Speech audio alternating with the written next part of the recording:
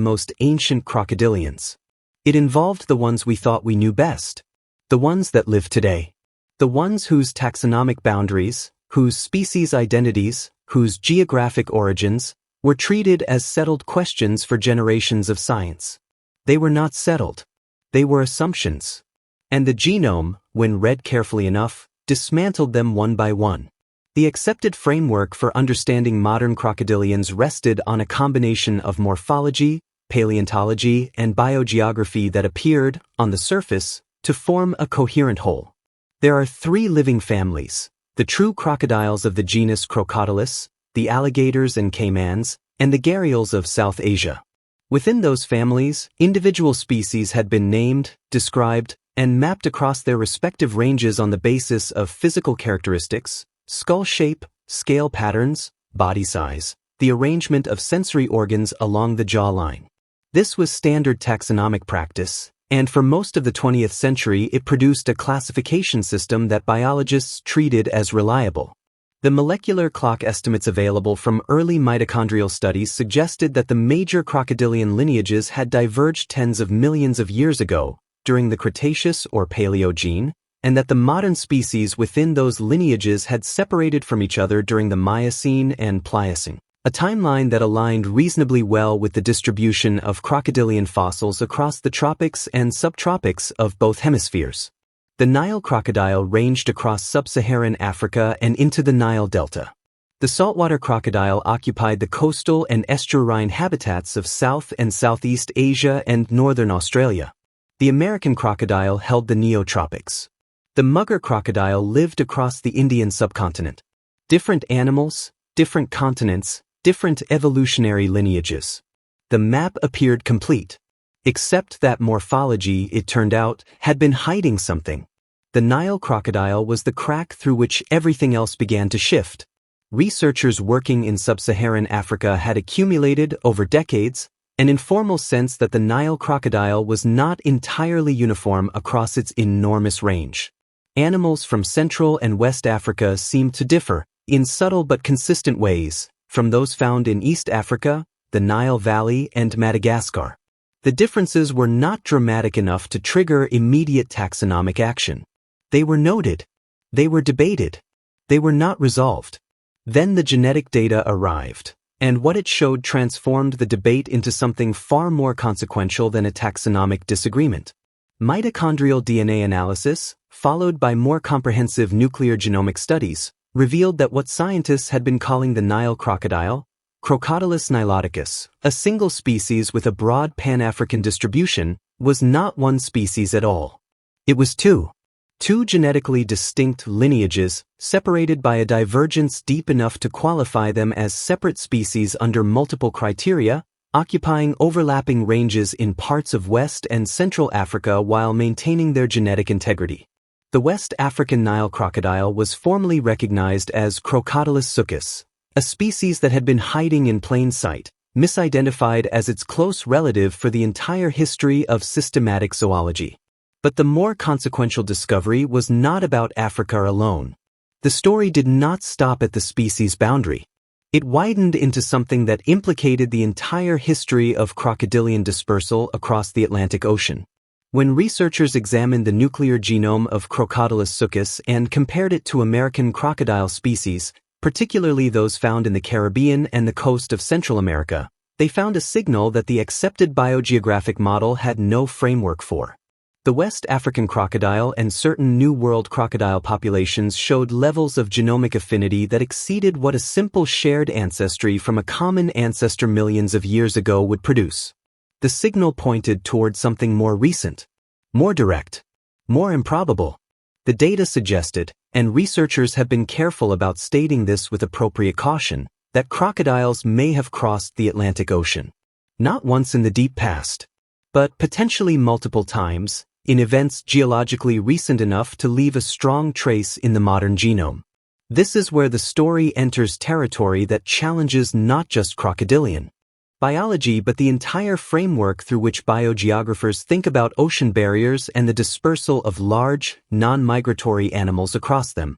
If the idea that crocodiles may have repeatedly crossed the Atlantic, carried by currents, surviving on stored fat, navigating distances that seem impossible by any conventional estimate, strikes you as the kind of science that deserves more attention than it gets. Subscribe. Because what the genome reveals about how life moves across the planet is consistently stranger than the models predicted. 3 explanatory frameworks have emerged to account for the transatlantic genomic signal, and the debate among researchers remains genuinely open. The first is a vicariance model with deep roots. Under this interpretation, the genomic affinity between West African and New World crocodiles reflects not a recent crossing but a shared ancestry from a time when the Atlantic was narrower, during the Cretaceous or early Paleogene, when the South Atlantic had not yet fully opened to its current width. On this view, the crocodilians of the New World and those of West Africa are sister lineages that have been accumulating differences since the continents separated, and what looks like a surprisingly close relationship is simply a record of that ancient shared origin. The apparent recency of the signal would be, under this framework, a product of the relatively slow rate of genomic divergence in crocodilians, a genuine feature of their biology, not evidence of recent contact. The second framework is the one that has generated the most scientific and public attention: transoceanic dispersal. Crocodiles are known to be capable of remarkable oceanic journeys. Saltwater crocodiles have been tracked traveling hundreds of kilometers in open ocean, carried by surface currents, capable of surviving for extended periods without food or fresh water. Fossil evidence places crocodilians in the Caribbean and Central America at time points that are difficult to reconcile with either a Cretaceous origin or dispersal via any known land connection. The genomic data, under this interpretation, is recording the legacy of actual ocean crossings, crocodiles drifting from the Gulf of Guinea to the Caribbean on equatorial currents, colonizing new coasts, contributing genes to populations already established in the New World, and then becoming isolated again as the ocean reasserted its barrier function. This model does not require the crocodiles to have swum the Atlantic under their own power. It requires only that they survived it. The third framework introduces the possibility of ancient hybridization in the New World itself, the idea that multiple colonization events, arriving at different times and from different source populations, met and mixed in the Caribbean and Central American coastal zone, producing the complex genomic signal that modern sequencing detects. Under this model, the New World crocodile populations are not simply descendants of a single founding event but composite lineages, assembled from multiple ancestral sources across millions of years of sporadic contact.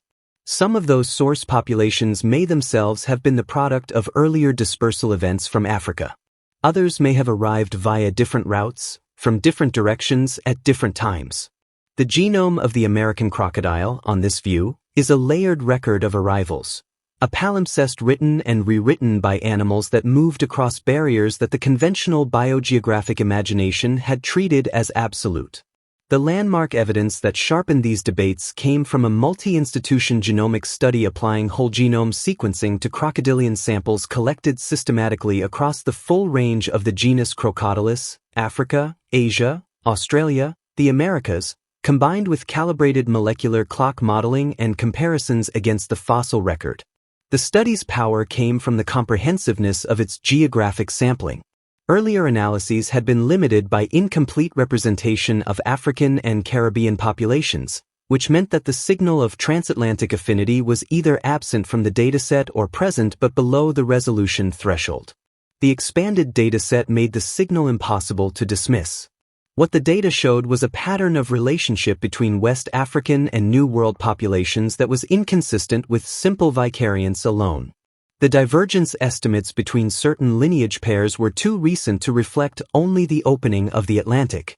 And the statistical signature of past gene flow, the asymmetric sharing of genomic variants across what should be an absolute ocean barrier, was present in multiple independent genomic regions, making it difficult to attribute to noise or analytical artifact. Not the ancient passive separation the vicariance model predicted. Not a simple branching tree with a deep shared root. A pattern that, in multiple parts of the genome, pointed toward contact events that the ocean should have prevented. The genome was not confirming the biogeographic map. It was revealing that the map had underestimated the crocodile. Stand at the edge of a West African lagoon at the end of the dry season, when the water level has dropped and the exposed mud banks catch the last of the afternoon light. The crocodiles are motionless in that light, so still that the distinction between animal and landscape becomes uncertain, becomes a question the eye cannot quite resolve. This quality of stillness is what led scientists, for so long, to read the crocodile as a creature outside of evolutionary time, an animal that had stopped changing because it had no reason to change. But stillness is not stasis. And what looks like the absence of history is, in the genome, an extraordinary abundance of it.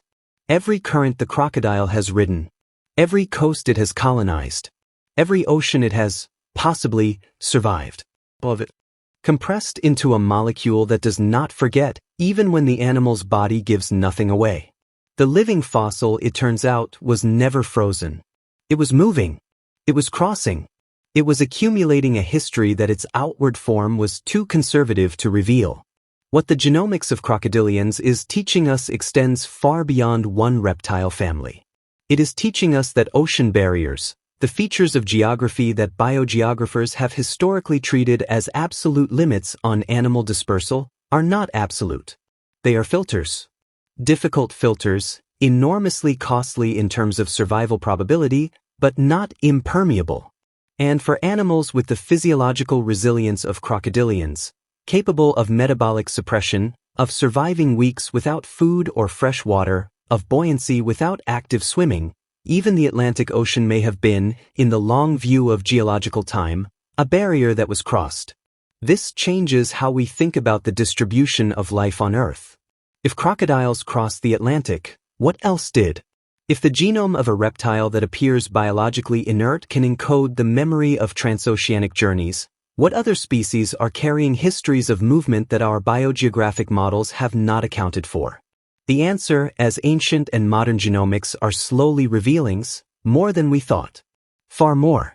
The crocodile's genome is not the record of an animal that stopped evolving. It is the record of an animal that kept moving when everything about its outward form suggested it had stopped.